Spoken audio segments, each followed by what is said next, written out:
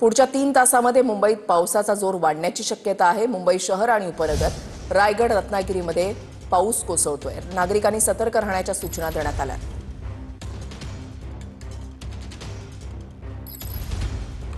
मुंबई आणि उपनगरांमध्ये काल रात्रीपासून पावसाच्या सरी बरसतायत। मुंबईमध्ये रात्रभर पाऊस, सायन आणि दादरचे रस्ते हे जलमय झाल्याचं पाहायला मिळालं। दादर, परळ, वांद्रे, विलेपार्ले, अंधेरीमध्ये पावसानं हजेरी लावली आहे। आज मुंबईसह ठाणे, पालघरला मुसळधार पावसाचा हवामान खात्याचा अंदाज आहे। सध्या मध्य आणि हार्बर रेल्वे मार्गावरील लोकल वाहतूक 5 ते 10 मिनिटं उशिरानं धावतीये। इकडे रत्नागिरी जिल्ह्यामध्ये रात्रीपासून मुसळधार पाऊस कोसळतोय। मुंबई गोवा महामार्गावर लांजा डेपोजवळ रस्त्यावर पाणी साचलेलं आहे। रत्नागिरी जिल्ह्याला आजही पावसाचा रेड अलर्ट जारी करण्यात आलेला आहे।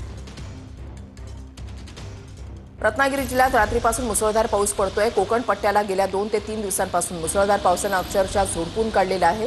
काही ठिकाणी जनजीवन विस्कळीत झालेलं आहे। नद्यांवरचं पाणी आता रस्त्यांवर आलेलं आहे। वाहतूक सुद्धा विस्कळीत झाल्याचं पाहायला मिळत आहे।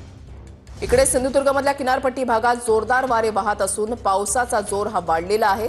सिंधुदुर्ग जिल्ह्यामध्ये गेल्या 24 तासांमध्ये जोरदार पाऊस कोसळतोय। किनारपट्टीवरील नागरिकांना अलर्ट राहण्याच्या सूचना देण्यात आलेल्या आहेत। पुणे शहरासह जिल्ह्यामध्ये आज ऑरेंज अलर्ट जारी करण्यात आलाय। पुण्यामध्ये मागील 3 तासांपासून जोरदार पाऊस पडतोय। जोरदार पावसामुळे सखल भागामध्ये पाणी साचलेलं आहे। आजपासून शाळा सुरू होताच पहिल्याच दिवशी शाळेमध्ये जाणाऱ्या विद्यार्थ्यांची पावसामुळे गैरसोय झाल्याचं पाहायला मिळतंय। ठीक आहे। लाईव्ह पण